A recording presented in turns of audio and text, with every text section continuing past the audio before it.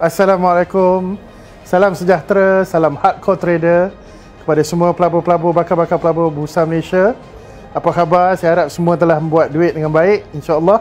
Ini adalah merupakan minggu kedua dan bulan ini adalah bulan November. Kebiasaannya bulan November, Disember, Januari sehingga Hari Raya Cina, kebiasaannya pasaran adalah agak baik ketika ini. Dan saya yakin kita tahu sejak daripada Halloween Day 31st of October, market telah menunjukkan ciri-ciri yang dia akan menjadi lebih ganas, insya-Allah dalam beberapa hari dari sekarang.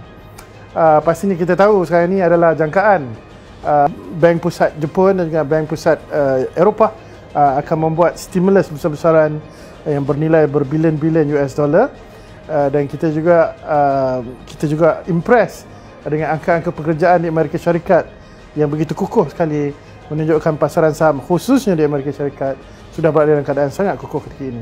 Dalam masa 2 minggu, Dow Jones telah meraih lebih daripada 2,000 mata. Dan saya yakin ini adalah tanda-tanda market sedikit overbought, terlebih beli, dan mungkin market akan membuat sedikit consolidation dalam masa beberapa hari sekarang.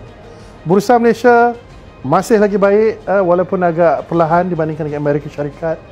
Dan daripada 10 sektor itu kita lihat, sektor yang paling ganas sahabat adalah sektor teknologi, sektor kedua ganas adalah sektor perladangan, dan yang ketiga ganas adalah sektor hartanah. Dan saya ingin memberi recommendation, kita beli saham teknologi, saham perladangan dan juga saham hartanah. Dan jangan lupa dekat-dekat raya Cina ini biasanya adalah saham-saham kecil ini akan naik dengan lebih laju lagi. Dalam hal ini kita bercakap tentang FBM ACE, FBM Fledgling dan FBM Small Cap. Saham-saham ini semua adalah saham-saham yang saya rasa akan menjadi lebih rakus daripada masa beberapa bulan daripada sekarang. Dan kita lihat antara saham-saham pilihan saya, Alhamdulillah, kita boleh lihat Hartalega, Kosan, Top Glove. Ini adalah 3 saham utama yang saya nak sahabat-sahabat beli dengan agresif. Kosan, Top Glove, Hartalega. Selain daripada itu kita ada Hapseng, kita ada banyak lagi saham-saham lain seperti QL Resource. Kita juga ada saham-saham kecil seperti TNS Logic dan sebagainya. Evergreen, ya, ini juga adalah saham-saham yang baik untuk kita beli pada hari ini.